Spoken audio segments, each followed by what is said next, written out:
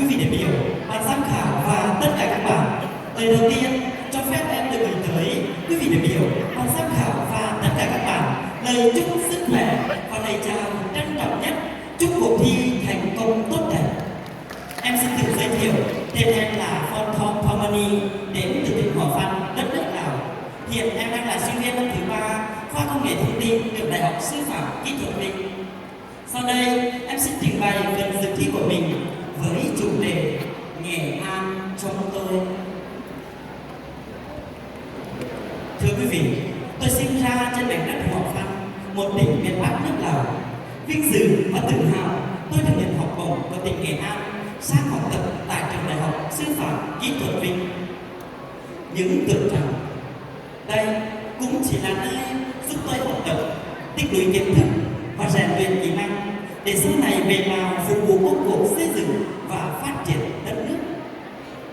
Nhưng trải qua một quãng thời gian sinh sống và học tập thì mảnh đất và con người nơi đây đã hóa tâm hồn, đã gắn kết và để lại nhiều ấn tượng và cảm xúc sâu đậm trong tôi.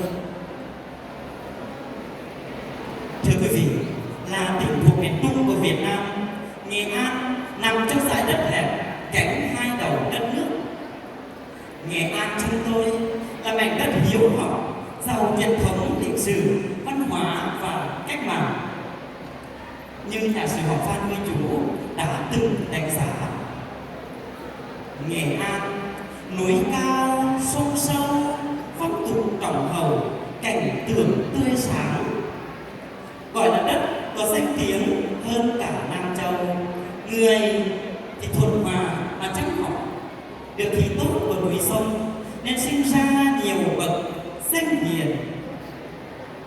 An đã đến xứ Nghệ được ấn tượng bởi phong cảnh núi hồng sông Lam, non nước hữu tình đã trở thành biểu tượng khi nhắc đến vùng đất này. Hơn nữa, thiên nhiên còn ban tặng cho Nghệ An nhiều danh lam thắng cảnh với vẻ đẹp tráng lệ của núi non hùng vĩ đại ngàn, cảnh quan kỳ vĩ nguyên sơ của thác Kèm, thác Bảy Tầng, thác Mưa, hay vẻ đẹp mộng mơ yên bình của đảo chè Thanh Chương, rừng xanh lẻ tường dương. Ấn tượng Nghệ An trong tôi còn là vẻ đẹp của biển. Nghệ An sở hữu nhiều bãi biển đẹp, được cho là lý tưởng bậc nhất bãi biển Cửa Lò, Cửa Hội, Cửa Hiền, bãi núi, biển Vinh. Cảm giác thật tuyệt vời khi được chạy dài trên bãi biển, thả mình trong làn nước trong xanh, ngắm bình minh Cửa Lò với từng đoàn thuyền sang buộc căng gió ra khơi. Thiên nhiên mỹ lệ như vậy, nhưng thưa quý vị, cũng thật khắc nghiệt bởi gió bão, lụt lội, nắng nóng và khô cằn. Môi trường khắc nghiệt ấy đã tôi luyện cho con người Nghệ An bản tính chân thật, cân cù, chịu khó, bản lĩnh và nghị lực phi thường, đặc biệt tinh thần ham học hỏi vươn lên. Nếu như truyền thống hiếu học đã sản sinh cho Nghệ An nhiều khoa bảng qua các thời kỳ Bạch Liêu, Hồ Tông Thúc, Nguyễn Văn Giai, Ngô Chí Hòa, thì bản lĩnh kiên cường, không chịu khuất phục, sẵn sàng đứng lên chống áp bức và xâm lăng đã bồi đắp cho con người Nghệ An lấp lánh vẻ đẹp chủ nghĩa yêu nước. Nghệ An đã đi vào lịch sử dân tộc với tên đất, tên người gắn liền với hành trình vĩ đại giữ nước và giữ nước của các thế hệ con người Việt Nam: Mai Thúc Loan, Nguyễn Huệ, Lê Hồng Phong, Nguyễn Thị Minh Khai, Phan Bội Châu và đặc biệt là Chủ tịch Hồ Chí Minh. Những dấu tích văn hóa, lịch sử và cách mạng ấy vẫn còn lưu giữ trên mảnh đất Nghệ An.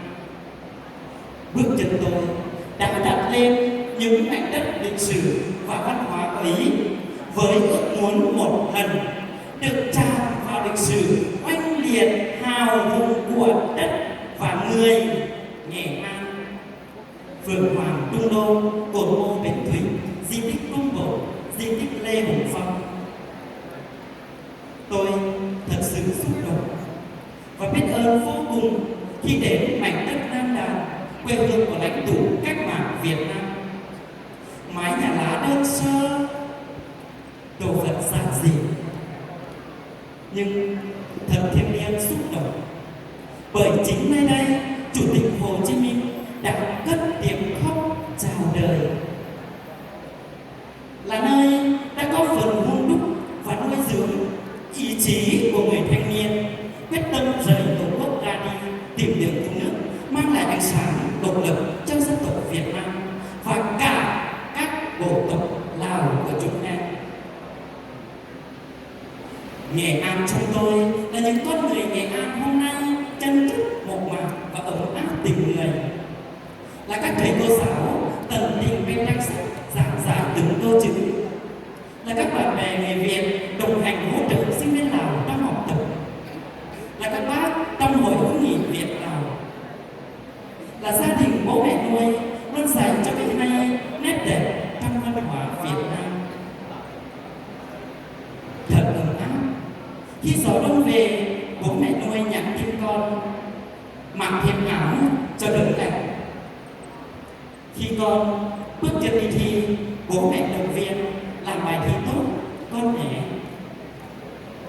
Thật kỳ diệu khi những con người xa lạ của hai dân tộc đã xích lại gần nhau, thương yêu, gắn bó. Và tôi đã có thêm một mái nhà thứ hai trên mảnh đất Nghệ An yêu dấu. Nghệ An chúng tôi với cảnh vật và con người thật đẹp, như những câu hò điệu ví được đắm mình trong không gian truyền thống và văn hóa nơi đây, thật là niềm hạnh phúc lớn đối với tôi. Xin cảm ơn cuộc thi này đã cho tôi cơ hội để nói lên tiếng nói của lòng mình, được giới thiệu với bạn bè về mảnh đất và con người Nghệ An nơi tôi học tập. Đáp lại tình cảm ấy, tôi luôn tâm nguyện sẽ học tập thật tốt, đạt được nhiều thành tích cao. Sau này về có phần xây dựng đất nước Lào giàu mạnh, xây dựng mối quan hệ Việt Nam Lào, Lào Việt Nam ngày càng bền vững sâu rễ và phát triển lên một tầm cao mới. Phần thi của em đến đây là kết thúc. Xin cảm ơn ban giám khảo rất là nhiều và tất cả các bạn đã cùng em xin chân thành cảm ơn.